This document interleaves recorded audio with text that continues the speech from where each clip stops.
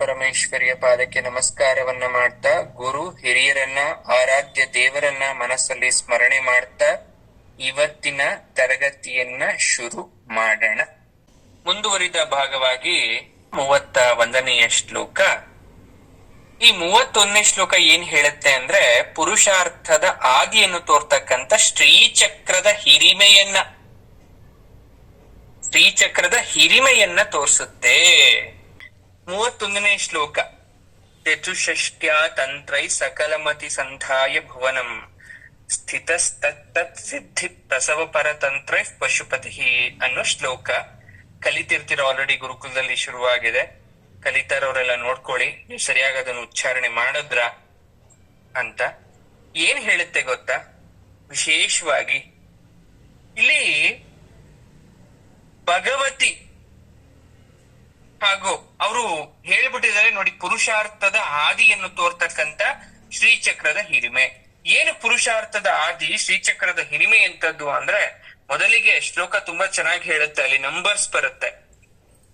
ಪ್ರಾಣಿಗಳ ಅಧಿಪತಿ ಯಾವ ದೇವರು? ಪರಮೇಶ್ವರ ಅಥವಾ ಶಿವ. ಆ ಪರಮೇಶ್ವರ ಏನ್ ಮಾಡ್ತಾನೆ, ಈ ಲೋಕದಲ್ಲಿರ್ತಕ್ಕಂಥ ಪ್ರತಿಯೊಂದು ಪ್ರಾಣಿಗಳಿಗೆ ಕೆಲವೊಂದಷ್ಟು ತಂತ್ರಗಳನ್ನ, ಸಿದ್ಧಿಗಳನ್ನ ಬರ್ತೆ ಕೊಟ್ಬಿಟ್ಟಿದ್ದಾನೆ ಪರಮಾತ್ಮ. ಅದು ಯಾವುದೇ ಪ್ರಾಣಿ ಆಗಿರ್ಬೋದು. ಆಯಾ ಸಿದ್ಧರಿಗೆ ಬೇಕಾದ ಸಿದ್ಧಿಗಳನ್ನ ಅನುಗ್ರಹ ಮಾಡ್ತಕ್ಕಂಥದ್ದು ಮಹಾಮಾಯ ಅಂತ ಕೂಡ ಕರಿತೀವಿ, ಶಾಂಬರ ಅಂತ ಕೂಡ ಕರಿತೀವಿ. ಅದಕ್ಕೆ ಅವನು 64 ತಂತ್ರಗಳನ್ನ ರಚಿಸ್ತಾನೆ ಪರಮಾತ್ಮ. 64 ತಂತ್ರಗಳನ್ನ ಭೂಲೋಕದಲ್ಲಿ ಜನರನ್ನ ಮೋಹ ಪಡಿಸ್ಬಿಟ್ಟು ಸುಮ್ಮನೆ ನೋಡ್ತಾ ಇರ್ತಾನೆ. ನಾವೆಲ್ಲ ಮೋಹಿತರಾಗ್ಬಿಟ್ಟಿರ್ತೀವಿ ಕೆಲವೊಂದಷ್ಟು ತಂತ್ರಗಳಿಗೆ. ಅವನು ಮತ್ತೆ ಏನ್ ಮಾಡ್ತಾನೆ, ನಮ್ಮಲ್ಲಿ ಧರ್ಮಾರ್ಥ ಕಾಮ ಮೋಕ್ಷ ಅಂತಕ್ಕಂಥ ಪುರುಷಾರ್ಥಗಳನ್ನ ಉಂಟು ಮಾಡಿಸಲುವುದರಿಂದ ದೇವಿ ತಂತ್ರವನ್ನ, ಅಂದ್ರೆ ಶ್ರೀವಿದ್ಯಾ ತಂತ್ರವನ್ನ ಈ ಲೋಕಕ್ಕೆ ನೀಡಿದ ಪರಮಾತ್ಮ ಅಂತ ಬಂದಿದೆ. ಇಷ್ಟೇ ಮೀನಿಂಗ್ ಶ್ಲೋಕದ್ದು. ಹಾಗಾದ್ರೆ what is the actual meaning? ಚತುಷ್ಟ್ಯಾ ತಂತ್ರೈಹಿ ಅಂದ್ರೆ ಎಷ್ಟು? ಚತುಷ್ಟ್ಯ ಅಂದ್ರೆ 64 ತಂತ್ರ ಅಂತ ಆಗೋಯ್ತಿಲ್ಲಿ. ಅಬ್ಸರ್ವ್ ಮಾಡ್ಬೇಕೆಲ್ಲ. ಎಷ್ಟು? 64 ತಂತ್ರ. ಹಾಗಾದ್ರೆ ಯಾವುದು 64? 64 ವಿದ್ಯೆ ಬಗ್ಗೆ ಮಾತಾಡ್ತಾ ಇಲ್ಲ ನೋಡಿ. 64 ವಿದ್ಯೆ ಬೇರೆ, 64 ತಂತ್ರ ಬೇರೆ. ಕನ್ಫ್ಯೂಷನ್ ಮಾಡ್ಕೋಬಾರ್ದು. ತಂತ್ರ ಇಸ್ ಡಿಫ್ರೆಂಟ್, ವಿದ್ಯೆ ಇಸ್ ಡಿಫ್ರೆಂಟ್. ವಿದ್ಯೆ ಅಂದ್ರೆ ಅದನ್ನ ಸ್ಟಡಿ ಮಾಡಿ ನೀವು ತಗೊಂತ ಕಲಿಯೋ ಅಂತದನ್ನ ನಾವು ವಿದ್ಯೆ ಅಂತ ಕರಿತೀವಿ. ಬಟ್ ತಂತ್ರ ಇದೆಯಲ್ಲ, ಇದು ಟೆಕ್ನಿಕಲ್ ಆಗಿ ಕಲ್ತು ಪ್ರಾಕ್ಟೀಸ್ ಮಾಡಿ ಅಥವಾ ಸಿದ್ಧಿ ಪಡ್ಕೊಂಡು ಟ್ರೈನ್ ಮಾಡಿ ಪಡ್ಕೊಳೋದು ತಂತ್ರ ಆಗ್ದಿರತ್ತೆ. ಇದು ಶಿವ ಪರಮೇಶ್ವರ ರಚಿಸಿದಂತ ತಂತ್ರಗಳು. 64 ನೆನ್ಪಿಟ್ಕೊಳಕ್ ಆಗಲ್ಲ. ಆದ್ರೂ ನಾನು ಹೇಳ್ತೀನಿ, ನಾನು ಹೇಳೋ ಕರ್ತವ್ಯ ನಾನು ಹೇಳ್ತೀನಿ. ಕೇಳಿಸ್ಕೊಳ್ಳಿ, ಇಷ್ಟೊಂದೆಲ್ಲ ಇದೆ ತಂತ್ರಗಳು ಅಂತ. ಇದ್ರಲ್ಲಿ ಕೆಲವೊಂದಷ್ಟು ತಂತ್ರ ಕೇಳಿರ್ಬೋದು ನೀವು, ವಾಡಿಕೆಯಾಗಿ ಯೂಸ್ ಮಾಡ್ತಾ ಇರ್ತೀವಿ. ಕೆಲವೊಬ್ರು ಕಲ್ತಿರ್ತಾರೆ, ಸಿದ್ಧ ಪುರುಷರೆಲ್ಲ ಈ 64 ತಂತ್ರದಲ್ಲಿ 2-3 ಕಲ್ತು ಸಿದ್ಧಿ ಮಾಡ್ಕೊಂಡಿರ್ತಾರೆ. ಅವರು ನಾವು ಸಿದ್ಧಿ ಪುರುಷರು ಅಂತ ಕೂಡ ಕರಿತಾ ಇರ್ತವೆ. ಹಾಗಾದ್ರೆ ಯಾವುದಪ್ಪ ಅದು 64 ತಂತ್ರಗಳು? ಮೊದಲನೇದಿಂದ ಶುರು ಮಾಡ್ತೀನಿ. ಮೊದಲನೇದು ಮಹಾಮಾಯ ಶಂಬರ ತಂತ್ರಂ, ಯೋಗಿನಿ ಜಾಲ ಶಂಬರಂ. ನಾನು ಕಂಟಿನ್ಯೂ ಮಾಡ್ತಾ ಹೋಗ್ತಾ ಇದ್ದೀನಿ. ತತ್ವ ಶಂಬರ ತಂತ್ರಂ, ಸಿದ್ಧ ಭೈರವ, ವಟುಕ ಭೈರವ, ಕಂಕಾಳ ಭೈರವ, ಕಾಲ ಭೈರವ, ಕಾಲಾಗ್ನಿ ಭೈರವ, ಯೋಗಿನಿ ಭೈರವ, ಮಹಾಭೈರವ, ಶಕ್ತಿ ಭೈರವ, ಬ್ರಾಹ್ಮಿ ರೂಪ, ಮಾಹೇಶ್ವರಿ ರೂಪ, ಕೌಮಾರಿ ರೂಪ, ವೈಷ್ಣವಿ ರೂಪ, ವಾರಾಹಿ ರೂಪ, ಮಾಹೇಂದ್ರಿ ರೂಪ, ಚಾಮುಂಡಿ ರೂಪ, ಶಿವದೂತಿ ರೂಪ, ಬ್ರಹ್ಮಯಾಮಳ, ವಿಷ್ಣುಯಾಮಳ, ರುದ್ರಯಾಮಳ, ಲಕ್ಷ್ಮೀಯಾಮಳ, ಉಮಾಯಾಮಳ, ಸ್ಕಂದಯಾಮಳ, ಗಣೇಶಯಾಮಳ, ಜಯದ್ರಥಯಾಮಳ, ಚಂದ್ರಜ್ಞಾನಂ, ಮಾಲಿನಿ ವಿದ್ಯಾ, ಮಹಾಸಂಮೋಹಕ, ವಾಮಜುಷ್ಟತಂತ್ರ, ಮಹಾದೇವತಂತ್ರ, ವಾತುಲ, ವಾತುಲೋತ್ತರ, ಕಾಮಿಕ, ಹೃದ್ಭೇದ ತಂತ್ರ, ತಂತ್ರಭೇದ, ಗುಹ್ಯತಂತ್ರ, ಕಲಾವಾದ, ಕಲಾಸಾರ, ಕುಂಡಿಕಾಮಾಲ, ಮತೋತ್ತರ, ವೀಣಾಖ್ಯ, ತ್ರೋತಲ, ತ್ರೋತಲೋತ್ತರ, ಪಂಚಾಮೃತ ತಂತ್ರ, ರೂಪಭೇದ, ಭೂತೋಡ್ಡಾಮರಂ, ಕುಲಾಸಾರ, ಕುಲೋಡ್ಡೀಶಂ, ಕುಲಚೂಡಾಮಣಿ, ಸರ್ವಜ್ಞಾನೋತ್ತರಂ, ಮಹಾಕಾಳಿಮತಂ, ಅರುಣೇಶಂ, ಮೋದಿನೀಶಂ, ವಿಕುಂಠೇಶ್ವರಂ, ಪೂರ್ವಾಂನಾಯ, ಪಶ್ಚಿಮಾಂನಾಯ, ದಕ್ಷಿಣಾಂನಾಯ, ಉತ್ತರಾಂನಾಯ, ನಿರುತ್ತರಾಂನಾಯ, ವಿಮಲ, ವಿಮಲೋತ್ತರ, ದೇವಿಮತಂ. ಒಟ್ಟು 64 ತಂತ್ರ ವಿದ್ಯೆಗಳನ್ನ ಪರಮೇಶ್ವರ ರಚಿಸ್ತಾನೆ. ಇದನ್ನೆಲ್ಲ ಯಾಕೆ ಹೇಳಿದೆ ಅಂದ್ರೆ, ಕಿವಿ ಮೇಲೆ ಬಿದ್ರೆ 64 ವಿದ್ಯೆ ಕಲೀಲಿಲ್ಲ ಅಂದ್ರೆ ಅದೊಂಥರ ಪುಣ್ಯ ಭಾಗ್ಯ. ಹಾಗಾಗಿ ನಿಮ್ ಕಿವಿ ಮೇಲೆ ಬೀಳ್ಲಿ ಅಂತ ಅಷ್ಟನ್ನು ನಾನು ಹೇಳ್ದೆ. ನೆನ್ಪಿಟ್ಕೊಳ್ದೆ ಇದ್ರು ಪರವಾಗಿಲ್ಲ. ನೋಡಿ, ಒಂದೊಂದು ವಿಶೇಷತೆಯಿಂದ ಕೂಡಿರ್ತಕ್ಕಂಥ ತಂತ್ರ ಇದು. ಯಾರೋ ಹೇಳ್ತಾರಲ್ಲ, ಸನಾತನ ಧರ್ಮ ಅಥವಾ ದೇವರು ಅನ್ನೋ ಕಾನ್ಸೆಪ್ಟ್ ಎಲ್ಲ ಸುಳ್ಳು ಅಂತ. ಅವ್ರಿಗೆ ಇದ್ರಲ್ಲಿರೋ ಯಾವ್ದಾನ ಒಂದು ಶಾಸ್ತ್ರದ ಬಗ್ಗೆ ತಿಳಿಸ್ಬಿಟ್ರೆ ಸಾಕು, ನಿಜ ಅಂತ ಗೊತ್ತಾಗುತ್ತೆ. ಇಲ್ಲಿ ಯಮಳ ಅಂತ ಬಂತು, ಕೇಳಿದ್ರಿ ಅಲ್ವಾ? ಅದು ಯಮಳಾಷ್ಟಕ ಅಂತ. ಅಂದ್ರೆ ಅದು ಕಾಮ ಸಿದ್ಧಾಂತ ಪ್ರತಿಪಾದಿತ. ಎಷ್ಟೋ ಜನ ಡಾಕ್ಟರ್ಸ್ ಇವತ್ತು ಯಮಳಾ ಸಿದ್ಧಾಂತ ಓದ್ತಾರೆ. ಅಂದ್ರೆ ಒಂದು ಹೆಣ್ಣು ಗಂಡು, ಸ್ತ್ರೀ ಪುರುಷರ ಮಿಥುನದ ಸ್ಥಾನಮಾನ, ಅವರ ಆಹಾರ ವಿಹಾರ ಹೇಗಿರ್ಬೇಕು, ಯಾವ ರೀತಿ ಅವರು ಪೋಷಣೆಯನ್ನು ತಗೊಂಡು ಹೋಗ್ಬೇಕು, ಆ ರೀತಿಯಾದಂಥದ್ದು. ಇವತ್ತು IVF ಬಂದಿದೆ, ಕೃತಕ ಗರ್ಭಧಾರಣೆ. ಅದನ್ನ ಮಹಾಭಾರತ ಕಾಲದಲ್ಲೇ ಮಾಡಿದ್ರು. ಆಗ್ಲೇನೆ ಕುಂಭ ಸಂಭೂತನಾಗಿ ಹುಟ್ಟಂತ ಎಷ್ಟೋ ಜನ ಇದ್ದಾರೆ. ದ್ರೋಣಾಚಾರ್ಯರಾಗಿರ್ಬೋದು ಅಥವಾ ನಮ್ಮ ಕೌರವರಾಗಿರ್ಬೋದು. ಆ ಕಾನ್ಸೆಪ್ಟ್ ಬೇಸ್ ಮೇಲೆ ಇವತ್ತು ನಾವೆಲ್ಲ ಏನ್ ಮಾಡಿದೀವಿ, ಡೆವಲಪ್ ಮಾಡ್ಕೊಂತ ಬಂದಿದೀವಿ. ಹಾಗೆ ಇದನ್ನೆಲ್ಲ ಯಾಕೆ ಹೇಳ್ತಾ ಇದ್ದೀನಿ ನಿಮ್ಗೆ ಅಂದ್ರೆ, ಒಂದಕ್ಕೊಂದು ಸಿದ್ಧಿ ಕೊಡುವಂತದ್ದು ಇದೆಲ್ಲ. ಈ 64 ತಂತ್ರ ಪರಮೇಶ್ವರನಾದಂತಹ ಶಿವ ರಚಿಸ್ತಾನೆ, ಉಪದೇಶವನ್ನ ಮಾಡ್ತಾನೆ. ಆದ್ರೆ ದೇವಿ ಹೇಳ್ತಾಳೆ, ನೀನ್ 64 ಕಲೆಗಳನ್ನ ಪರಮೇಶ್ವರ ಕೊಟ್ಟಿದ್ಯ. ಅದ್ರಲ್ಲಿ ವಶೀಕರಣ ಇದೆ, ನಿಧಿ ಇದೆ, ವಿಷಹಾರ ಇದೆ, ಮಾಟ ಇದೆ, ಮಂತ್ರ ಇದೆ, ಕ್ಷುದ್ರ ತಂತ್ರ ಇದೆ, ಒಳ್ಳೇದು ಕೂಡ ಇದೆ. ಆದ್ರೆ ಒಳ್ಳೇದು ಇದಾದಂತದನ್ನ ಜನಗಳಿಗೆ ನೀನು ಕೊಡುವಂತ ಪರಮೇಶ್ವರನಿಗೆ ದೇವಿ ಹೇಳಿದಾಗ, ಪರಮೇಶ್ವರ ಶ್ರೀವಿದ್ಯೆಯನ್ನ ಉಪದೇಶಿಸ್ತಾನೆ. ಇದ್ರ ಜೊತೆಗೆ 64 ವಿದ್ಯೆಗಳಿಗಿಂತಲೂ ಮಹಾವಿದ್ಯೆ ಪುಣ್ಯಕರವಾದಂಥದ್ದು ಅಂದ್ರೆ ಅದು ಶ್ರೀವಿದ್ಯೆ. ಶ್ರೀವಿದ್ಯೆ ನಥಿಂಗ್ ಬಟ್ ಶ್ರೀಚಕ್ರದ ಆರಾಧನೆ, ಪೂಜೆ, ಅಮ್ಮನವರ ಬಗ್ಗೆ. 64 ವಿದ್ಯೆಗಳಿಂದ ಜನರನ್ನ ವಂಚಿಸೋದು ಅಂತ ಕರೀತಾರೆ ಶ್ಲೋಕದಲ್ಲಿ. ಪರಮೇಶ್ವರ ವಂಚಿಸ್ತಾನೆ ಜನರನ್ನ ಅಂತ, ಅಂದ್ರೆ ಮೋಸ ಮಾಡೋದು ಅಂತ ಅರ್ಥ ಆಯ್ತು. ಹಾಗಾದ್ರೆ ಅದು ಈಶ್ವರನ ಸ್ವಭಾವ ಅಲ್ಲ ಮೋಸ ಮಾಡ್ತಕ್ಕಂಥದ್ದು. ಪರಮೇಶ್ವರ ನಾವೇನ್ ಬಯಸ್ತೀನೋ ಅದನ್ನ ಕೊಡ್ತಾರಂತೆ. ಆದ್ರೆ ಅದರಿಂದ ಮೋಹಿತರಾದಂತ ನಾವು ವಂಚಿಸ್ತೇವೆ. ನಾವು ವಂಚಿಸಿದಾಗ ದೇವ್ರು ವಂಚಿಸೋದಾಯ್ತು. ಯಾಕಂದ್ರೆ ದೇವ್ರು ನಮಗ್ ಕೊಟ್ಟಿದ್ದು. ನಾವು ಮಾಡೋ ತಪ್ಪು ಅವ್ರದ್ದು. ಮಕ್ಳು ಮಾಡೋ ತಪ್ಪು ತಂದೆ ತಾಯಿದ್ ಹೇಗ್ ಬರುತ್ತೋ, ನೀವು ಮಾಡೋ ತಪ್ಪು ಪರಮೇಶ್ವರನ್ ಬರಲ್ವಾ?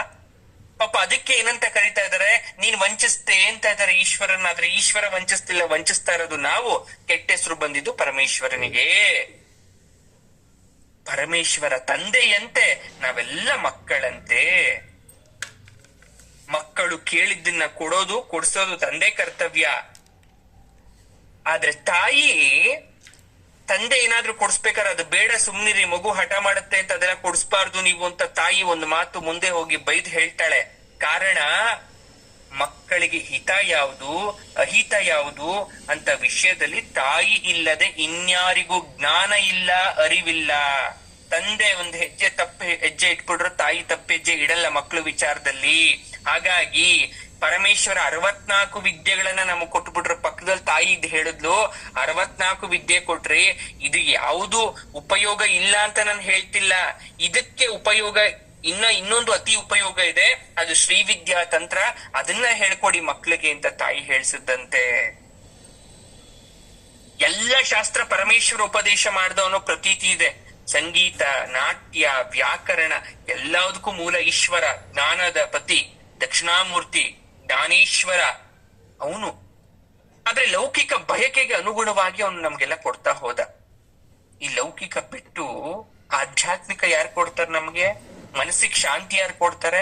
ಮನೇಲಿ ದುಡ್ಡಿದ ತಕ್ಷಣ ಅಕೌಂಟ್ ಬ್ಯಾಲೆನ್ಸು 1 ಕೋಟಿ ದಾಟಿದ ತಕ್ಷಣ ಮನಸ್ಸಿಗೆ ನೆಮ್ಮದಿ ಸಿಗೋದಾದ್ರೆ, ದೇಹಕ್ಕೆ ಆರೋಗ್ಯ ಸಿಗೋದಾದ್ರೆ ಅದ್ರಲ್ಲಿ ಅರ್ಥನೇ ಇರ್ಲಿಲ್ಲ. ಇದೆಲ್ಲದಕ್ಕಿಂತ ಬೇಕಾಗಿರೋದು ಶಾಂತಿ, ನೆಮ್ಮದಿ, ಏನೋ ಒಂದ್ ರೀತಿಯಾದಂತಹ ಸಾರ್ಥಕ ಭಾವ ಬರ್ಬೇಕು ನಮ್ಮಲ್ಲಿ. ಅದಕ್ಕೆ ಅಮ್ಮನವ್ರು ವಿಶೇಷವಾಗಿ ಯೋಚನೆ ಮಾಡ್ತಾರೆ. ಪಶುಪತಿ, ಪಶುಪತಿ ಅಂತ ಕರಿತೀವಿ ನೋಡಿ. ನಮ್ಮ ಇಂದ್ರಿಯಗಳೇ ಪಶು, ಅರ್ಥ ಮಾಡ್ಕೊಳ್ಳಿ ಯಾವತ್ತು ಕೂಡ. ನಮ್ಮ ಇಂದ್ರಿಯಗಳಿದೆಯಲ್ಲ, ಅಂದ್ರೆ ಕಣ್ಣು, ಕಿವಿ, ಮೂಗು, ನಾಲ್ಗೆ, ಈ ಚರ್ಮ, ಇದೆಲ್ಲ ಪಶುಗಳಿದ್ದಾಗೆ. ಪಶುಗಳು ಅಂದ್ರೆ ಪ್ರಾಣಿಗಳು.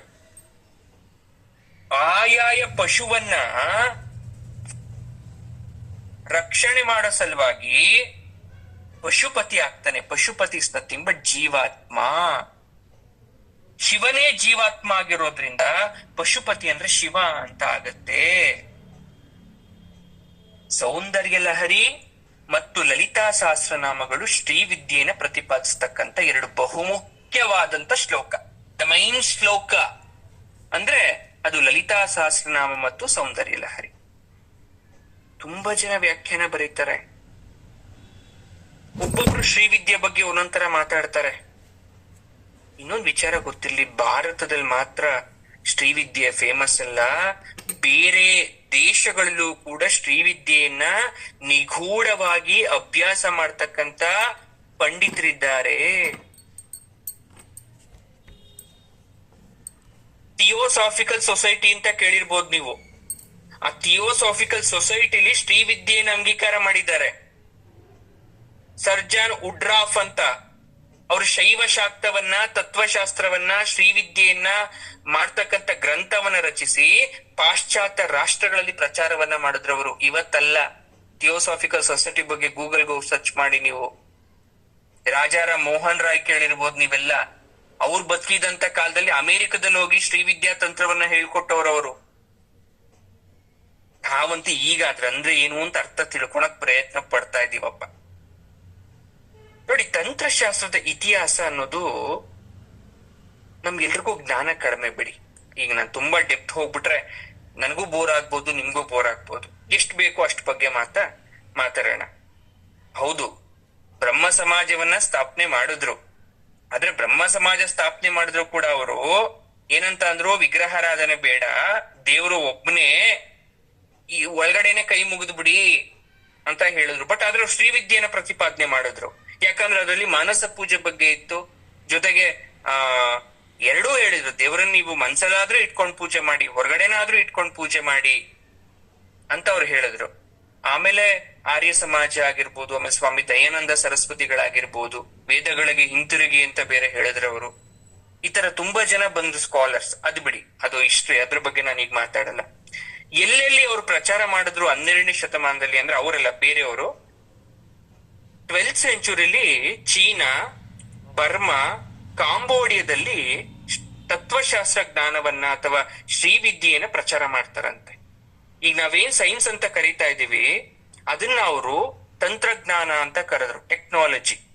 ಆ ಟೆಕ್ನಾಲಜಿ ಅನ್ನೋದನ್ನ ಆಗ್ಲೇ ನೋಡಿ, ವೈದ್ಯ ಜ್ಯೋತಿಷ್ಯ ಬಿಟ್ಟು ಇನ್ಯಾವುದೂ ಕೂಡ ಅಷ್ಟು ಫೇಮಸ್ ಆಗಿರ್ಲಿಲ್ಲ. ಆಮೇಲೆ ನಮಗ್ ಮೇನ್ ಬೇಕಾಗಿದ್ದೆ ಮೆಡಿಕಲ್ ಬೇಸ್, ಆಸ್ಪತ್ರೆ ಅಥವಾ ಔಷಧಿಗಳೇ ನಮಗೆ ಮನುಷ್ಯನ ಜೀವನಕ್ಕೆ ಅತಿ ಆಧಾರ ಅಂತ ಅನಿಸ್ತು. ಒಬ್ಬ ಮನುಷ್ಯ ಸಾಯೋದಕ್ಕಿಂತ ಒಂದ್ ಯಾವ್ದೋ ಒಂದು ಇಂಜೆಕ್ಷನ್ ಕೊಟ್ರೆ ಅವ್ನ್ ಬದುಕ್ತಾನೆ ಅನ್ನೋದಾದ್ರೆ ಅದಕ್ಕೆ ಮಹತ್ವ ಕೊಟ್ವಿ ನಾವು. ಈಗ ಒಂದ್ ಹಾವು ಕಚ್ಬಿಡ್ತು, ಈಗ ಯಾವ್ದು ಮೆಡಿಸನ್ನೇ ಗೊತ್ತಿಲ್ಲ, ನಮ್ ಕಣ್ಮುಂದೆ ವ್ಯಕ್ತಿ ಸಾಯ್ತಾ ಇದ್ರೆ ಸಂಕಟ ಆಗತ್ತೆ. ಅದಕ್ಕೆ ಅವ್ನು ಉಳಿಸ್ಕೋಬೇಕು ಅಂದ್ರೆ ಏನ್ ಮಾಡ್ಬೇಕು? ಮೆಡಿಸಿನ್ಸ್ ಬೇಕು. ಮೆಡಿಸಿನ್ಸ್ ಬೇಕು ಅಂದ್ರೆ ಯಾರು ಬೇಕು? ಅದನ್ನ ಕೊಡೋರ್ ಬೇಕು. ಅವ್ರು ಕೊಡೋರ್ ಏನಾಗಿರ್ಬೇಕು? ಸ್ಟಡಿ ಮಾಡ್ಬೇಕು. ಆಗ ಏನಾಯ್ತು, ಈ ಮೆಡಿಕಲ್ ಡಿಪಾರ್ಟ್ಮೆಂಟ್ ಅಥವಾ ಈ ವೈದ್ಯಶಾಸ್ತ್ರ ಅನ್ನೋದು ಬಹು ಮುನ್ನೆಲೆಗೆ ಬಂತು. ರಾಸಾಯನಿಕಗಳ ಮೇಲೆ ಪ್ರಯೋಗ ಶುರುವಾಗಿ ಅದನ್ನ ಯಾವ ರೀತಿ ಒಬ್ಬ ಮನುಷ್ಯನ ದೇಹಕ್ಕೆ ಅಪ್ಲೈ ಮಾಡ್ಬೇಕು, ಕಾಲ್ ನೋವು ಬಂದ್ರೆ ಯಾವ ರೀತಿ ಕಾಲ್ ನೋವು ಬರುತ್ತೆ, ಅದಕ್ಕೆ ಯಾವ ರೀತಿ ಶಾಸ್ತ್ರವನ್ನ ಓದ್ಬೇಕು ಅನ್ನೋದೆಲ್ಲ ಬಂದು ಮುಂದೆ ಇವತ್ತು ಅದೇ ಡಾಕ್ಟರ್ಸ್ ವೈದ್ಯ ವೃತ್ತಿ ಬಹಳವಾಗಿ ಫೇಮಸ್ ಆಗಿ ಅದನ್ನು ನಾವು ಅವಲಂಬಿತರಾಗಿದ್ದೀವಿ. ಬಟ್ ಈ ಹಿಂದೆ ಇದೆಲ್ಲ ಸಾಮಾನ್ಯವಾಗಿತ್ತು ಅನ್ನೋದು ನಾವು ಅರ್ಥ ಮಾಡ್ಕೋಬೇಕು. ಇದೆಲ್ಲ ಯಾಕೆ ಹೇಳ್ತಾ ಇದ್ದೀನಿ ಅಂದ್ರೆ ಇದೆಲ್ಲ ತಂತ್ರ. ನಾನು ಇಷ್ಟೊತ್ತು 64 ತಂತ್ರಗಳನ್ನ ಹೇಳಿದ್ನಲ್ಲ, ಇದ್ರೆಲ್ಲದೂ ಒಂದೊಂದು ತಂತ್ರ ನೋಡಿ. 64 ತಂತ್ರಗಳಲ್ಲಿ ರಾಜಸನೂ ಇದೆ, ತಾಮಸನೂ ಇದೆ ಅಲ್ವಾ? ಅಂದ್ರೆ ಕೆಟ್ಟದ್ದು ಇದೆ, ಒಳ್ಳೇದು ಇದೆ. ನೀವ್ ಯಾವ್ದು ಆಯ್ಕೆ ಮಾಡ್ಕೊಂತೀರ ಅದು ಅವ್ರವ್ರಿಗೆ ಬಿಟ್ಟಿದ್ದು. ಹಿಂಸೆ ಮಾಡಿ ನೀವು ಪಾಪ ಫಲದಿಂದ ಮರಣ ಚಕ್ರದಲ್ಲಿ ಸಿಲುಕ್ತಿರೋ, ಜನನ ಮರಣ ಚಕ್ರದಲ್ಲಿ, ಅಥವಾ ಒಳ್ಳೆ ರೀತಿ ಹೋಗ್ಬಿಟ್ಟು ಬದುಕಿರುವ ಕಷ್ಟಪಟ್ರು ಪರವಾಗಿಲ್ಲ, ಸತ್ ಮೇಲೆ ಮೋಕ್ಷ ಸಿಕ್ಕಿ ಒಳ್ಳೆ ದಾರಿಲಿ ಹೋಗ್ತಿರೋ, ಅಥವಾ ಸತ್ ಮೇಲೆ ಯಾರು ನೋಡಿಲ್ಲ ಏನಾಗುತ್ತೆ ಅಂತ ಇರುವಾಗ ಸುಲಿಗೆ ಮಾಡಿದ್ರು ಪರವಾಗಿಲ್ಲ, ಕೊಲೆ ಮಾಡಿದ್ರು ಪರವಾಗಿಲ್ಲ, ನಾನು ಹಣ ಮಾಡಿ ಬದುಕಿರೋ ತನಕ ನಾನು ಚೆನ್ನಾಗಿ ಬದುಕ್ಬೇಕು ಅನ್ಕೊಂತಿರೋದು ಅವ್ರವ್ರಿಗೆ ಬಿಟ್ಟಿತ್ತು. ಆದ್ರೆ ಒಂದು ಮಾತನ್ನ ಇಲ್ಲಿ ಸ್ಟ್ರೆಸ್ ಮಾಡಿ ಹೇಳ್ತಾರೆ, 64 ತಂತ್ರಗಳು ಯಾವುದು ಮೋಕ್ಷಕ್ಕೆ ದಾರಿ ಆಗಲ್ಲ. ಯಾವತ್ತು ನೀವು ಬದುಕಿರೋ ತನಕ ಅನುಭವಿಸ್ಬೋದು ಅಷ್ಟೇ ಅದನ್ನ. ಈ 64 ತಂತ್ರದ ಮೇಲೆ ನಾನೊಂದು ಹೇಳಿದ್ನಲ್ಲ, ಈ ಶ್ರೀವಿದ್ಯೆ ಅನ್ನೋದನ್ನ ನೋಡಿ, ಅದನ್ನ ಮಾಡಿದ್ರೆ ಸಾಧಕರಾಗ್ತೀರಾ, ಸಾತ್ವಿಕರಾಗಿ ಮೋಹ ಭ್ರಾಂತಿಗಳಿಂದ ದೂರವಾಗಿ ಮೋಕ್ಷಗಾಮಿಗಳಾಗ್ತೀರಾ ಅಂತ ಹೇಳ್ತಾರೆ. ಸಾತ್ವಿಕರಾಗದೆ ಪುರುಷಾರ್ಥ ಸಾಧನೆ ಆಗಲ್ಲ, ಪಶುಪತಿ ದರ್ಶನನೂ ಆಗಲ್ಲ, ಜಗನ್ಮಾತೆಯ ಶ್ರೀರಕ್ಷೆ ಕೂಡ ನಮ್ಮ ಮೇಲೆ ಇರಲ್ಲ. ಈಗ ಒಂದು ಕ್ವಶನ್, ದೇವರಿಗೆ ರೂಪ ಇದೆಯಾ? ಹೌದು ಸರ್ ಇದೆ. ಅಮ್ಮನವ್ರು ಅಂದಿದ ತಕ್ಷಣ ನನ್ನ ಕಣ್ಮುಂದೆ ಅಮ್ಮನವ್ರ ಫೋಟೋ ಬರುತ್ತೆ, ಅಮ್ಮನವ್ರ ವಿಗ್ರಹ ಬರುತ್ತೆ. ಈಗ ತಿರುಪತಿಯ ವೆಂಕಟೇಶ್ವರ ಅಂದಿದ ತಕ್ಷಣ ಅವ್ರ ಪ್ರಭಾವಳಿ, ಅವ್ರಿಗೆ ಹಾಕಿರೋ ತೋಮಾಲೆ, ಅವ್ರು ನಿಂತಿರೋ ಭಂಗಿ, ಹಣೆ ಮೇಲೆ ಇರ್ತಕ್ಕಂತ ನಾಮ ಎಲ್ಲವೂ ಕೂಡ ಕಣ್ಮುಂದೆ. ಒಂದು ದೇವ್ರ ಹೆಸರು ಹೇಳಿ ಸರ್, ನನ್ ಕಣ್ಮುಂದೆ ಯಾವ ದೇವ್ರು ಬಂದ್ರು, ಹಾಗಾದ್ರೆ ದೇವ್ರಿಗೆ ಆಕೃತಿ ಇದೆ. ಹಾಗಾದ್ರೆ ಶಾಸ್ತ್ರಗಳಲ್ಲಿ ದೇವ್ರಿಗೆ ಆಕೃತಿ ಬಗ್ಗೆ ಹೇಳಿದಾರ ಏನು? ದೈವಕ್ಕೆ 3 ಆಕೃತಿ ಯಾವತ್ತೂ ಕೂಡ. ಎಷ್ಟು ಆಕೃತಿ ಇರುತ್ತೆ? ದೇವರುಗಳಿಗೆ 3 ಆಕೃತಿ. ಸರ್ ಆಕೃತಿ ಅಂದ್ರೆ ಏನು? ಅದು ಒಂದು ಶೇಪ್ ಅಂತ ಅನ್ಕೋಬಹುದು, ಅಥವಾ ಒಂದು ಚಿತ್ರಣ ಅಂತ ಅನ್ಕೋಬಹುದು. ದೇವ್ರು ಹೀಗಿರ್ತಾರೆ ಅಂತ ಹೇಳಕ್ಕೆ 3 ರೀತಿ ಇರ್ತಾರೆ ದೇವ್ರು. ಹೇಗೆ? ಮೊದಲನೇದು ರೇಖಾಕೃತಿ. ಒಂದು ರೇಖಾಕೃತಿ ಅಂದ್ರೆ ಏನು ಹೇಳ್ತೀನಿ ಆಮೇಲೆ. ಎರಡನೇದು ಬಂದ್ಬಿಟ್ಟು ರೂಪಾಕೃತಿ. ಮೂರನೇದು ಬಂದು ಮಂತ್ರಾಕೃತಿ. ರೇಖಾಕೃತಿ, ರೂಪಾಕೃತಿ, ಮಂತ್ರಾಕೃತಿ, ಅಥವಾ ಶಬ್ದಾಕೃತಿ ಅಂತ ಕೂಡ ಕರಿತೀವಿ ಮಂತ್ರಾಕೃತಿಗೆ. ಈ ರೂಪಾಕೃತಿ ಅಂತಕ್ಕಂಥದ್ದು ಭಾವವನ್ನ ವ್ಯಕ್ತಪಡಿಸೋ ಆಕೃತಿ. ನಿಮ್ ಮನ್ಸೊಳಗಡೆ ಶಿವ ಹೀಗೆ ಇರ್ತಾರೆ ಅಂದ್ರೆ ಲಿಂಗ ಸ್ವರೂಪಿ ಅಂದ್ರೆ ಲಿಂಗ ಸ್ವರೂಪ, ಅದು ನಿಮ್ಮ ರೂಪ. ದೇವರನ್ನ ರೂಪದ ಮುಖಾಂತರ ನಾವು ಅನ್ಕೊಳೋದು.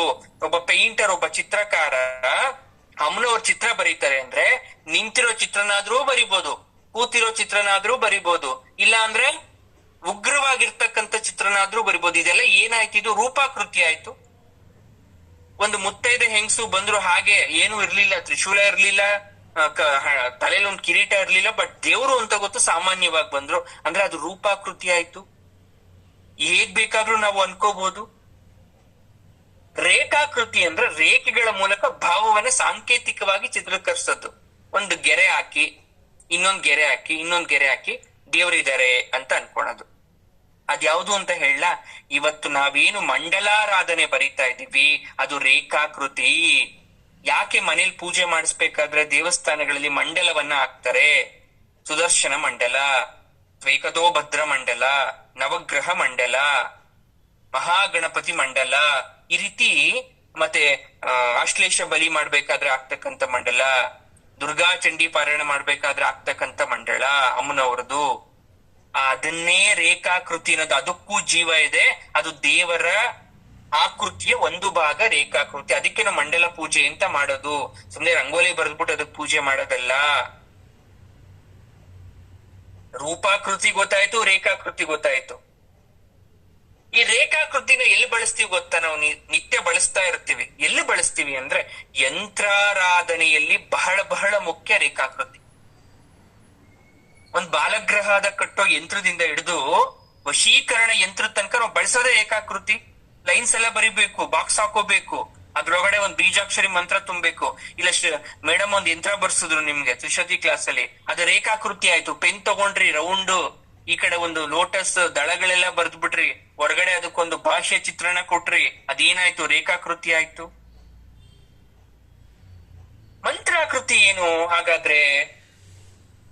ನೋಡಿ, ಮಂತ್ರಾಕೃತಿ, ರೂಪಾಕೃತಿ, ಇದ್ರಲ್ಲಿ ಮಂತ್ರಾಕೃತಿಗೆ ಬಹಳ ಒಂದು ಮಹತ್ವ ಕೊಡ್ತೀವಿ ನಾವು. ಯಾಕೆ ಅಂದ್ರೆ ನಾವು ಹೇಳುವ ಮಂತ್ರಗಳಲ್ಲೂ ದೇವರನ್ನ ತರಿಸ್ಬೋದು. ಅದು ಮಂತ್ರಾಕೃತಿ. ಮಂತ್ರದಲ್ಲಿ ದೇವರು ಇರ್ತಾರೆ, ಅಲ್ಲೂ ಕೂಡ ದೇವರಿಗೆ ರೂಪ ಇದೆ. ಅದಕ್ಕೆ ಮಂತ್ರವನ್ನ ಹೇಳ್ಬೇಕಾದ್ರೆ ಸಾಧ್ಯ ಆದಷ್ಟು ಉಚ್ಚಾರಣೆ ಸರಿಯಾಗಿರ್ಲಿ, ಅಥವಾ ಭಕ್ತಿ, ಉಚ್ಚಾರಣೆ ಒಂದ್ ಸ್ವಲ್ಪ ತಪ್ಪಿದ್ರೂ ಪರವಾಗಿಲ್ಲ, ಅದ್ರಲ್ಲಿ ಭಕ್ತಿ ಇರ್ಲಿ, ಶ್ರದ್ಧೆ ಇರ್ಲಿ, ಭಾವನೆ ಇರ್ಲಿ ಅನ್ನೋದು ಗೊತ್ತಾಯ್ತಾ? ಮಂತ್ರ ಹೇಳೋದ್ರಲ್ಲಿ ದೇವರಿದ್ದಾನೆ, ನಾವ್ ಹೇಗ್ ರೂಪವನ್ನ ಪಡ್ಕೊಂತೀವೋ ಅದ್ರಲ್ಲಿ ಇದ್ದಾನೆ, ಬರೆಯೋದ್ರಲ್ಲೂ ರೇಖಾಕೃತಿಯಲ್ಲೂ ಕೂಡ ದೇವರಿದ್ದಾನೆ.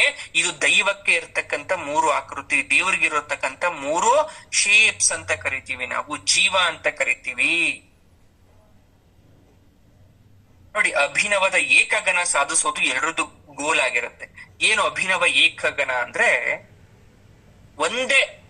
ಒಂದೇ ಮನ್ಸು ಇಟ್ಕೋಬಿಟ್ಟು, ಒಂದೇ ಗುರಿ ಇಟ್ಕೊಂಡು ಅಲ್ಲಿ ಹೋಗಿ ನಿಂತ್ಕೊಳೋದು. ಈಗ ಇಲ್ಲಿಂದ ನಿಮ್ ಮನೇಲಿ ನಿಮ್ಮ ಪಕ್ಕದೂರಲ್ಲಿ ಇರೋ ದೇವಸ್ಥಾನಕ್ಕೆ ಹೋಗ್ಬೇಕು, ನಡ್ಕೊಂಡು ಹೋಗ್ಬೇಕು, ಅಲ್ಲಿ ಹೋಗ್ಬೇಕು ಅನ್ಕೊಂಡೆ ಅದೇ ದಾರಿಲಿ ಹೋಗಿ ದೇವಸ್ಥಾನ ತಲುಪೋ ಹಾಗೆ ನೀವೊಂದು ಗುರಿ ಇಟ್ಕೊಂಡು ನಾನು ಅಲ್ಲಿ ಹೋಗ್ತೀನಿ ಅನ್ನೋದು ಏಕಗಣ ಉಪಾಸನಾ ದಾರಿ. ಅದು ನೀವ್ ಯಂತ್ರದ ಮುಖಾಂತರ ಹೋಗಿ, ಇಲ್ಲ ಮಂತ್ರದ ಮುಖಾಂತರ ಹೋಗಿ, ಇಲ್ಲ ತಂತ್ರದ ಮುಖಾಂತರ ಹೋಗಿ, ಯಂತ್ರ ಮಂತ್ರ ತಂತ್ರ ಯಾವ ದಾರಿ ಬೇಕಾದ್ರೂ ಹಿಡೀರಿ ನೀವು.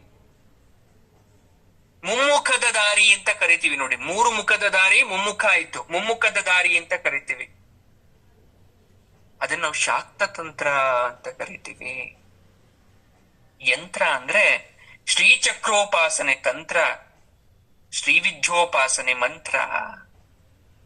ಯಂತ್ರ, ಮಂತ್ರ, ತಂತ್ರ, ಈ 3 ಮಿಕ್ಸ್ಚರ್ರೇ ದೇವರನ್ನ ಹುಡ್ಕೋಕ್ ಇರ್ಬೇಕಾದ ದಾರಿ.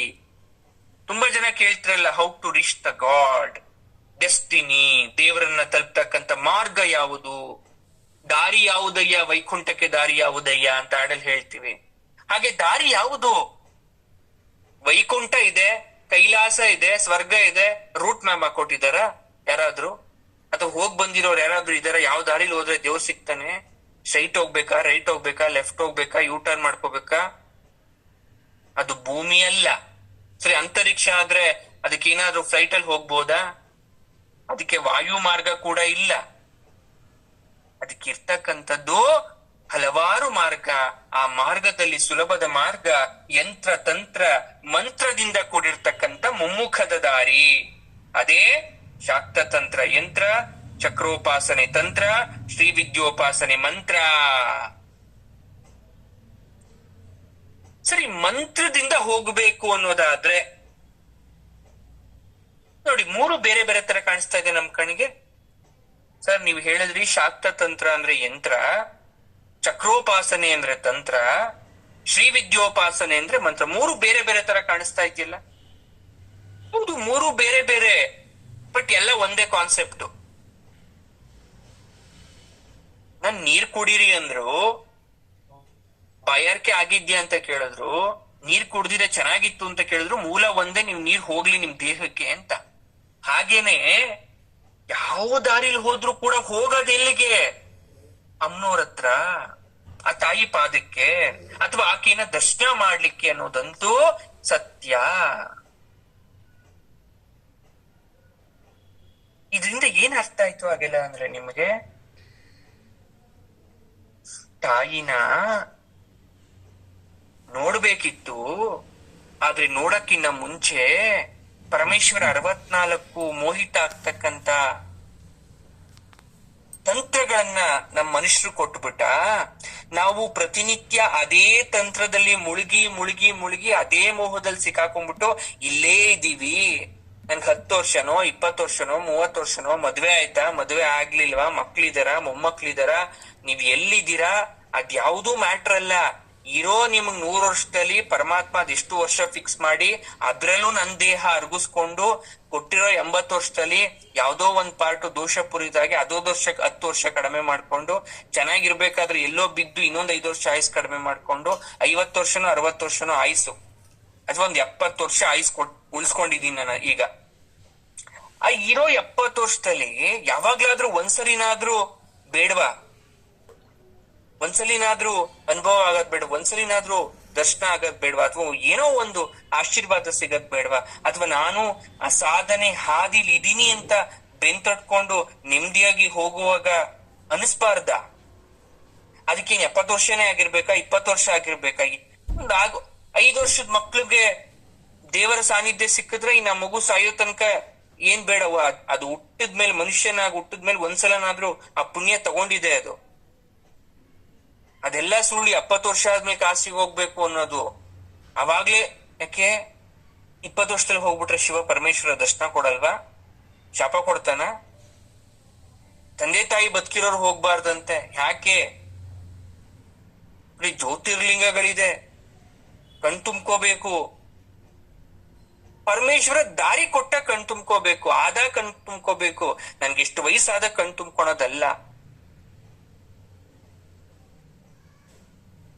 ಶ್ಲೋಕದಿಂದ ಏನ್ ಅರ್ಥ ಆಗ್ತಾ ಇದೆ ಅಂದ್ರೆ, 64 ತಂತ್ರ ಇದ್ರೂ ನಂಗೆ ದಾರಿ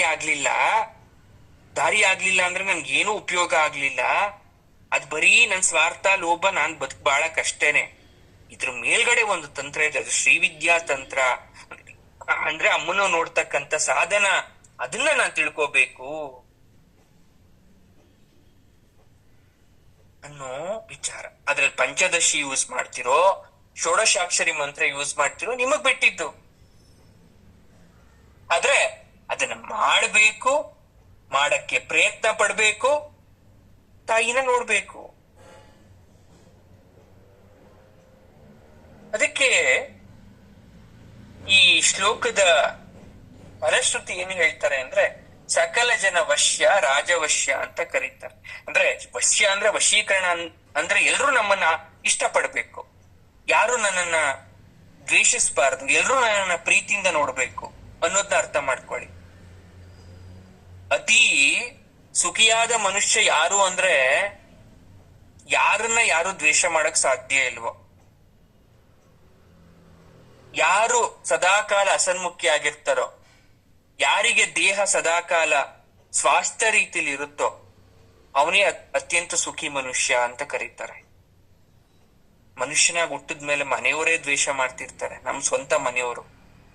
ಇನ್ನಿಲ್ಲ ಸುಖಿ ಆಗಕ್ ಸಾಧ್ಯ?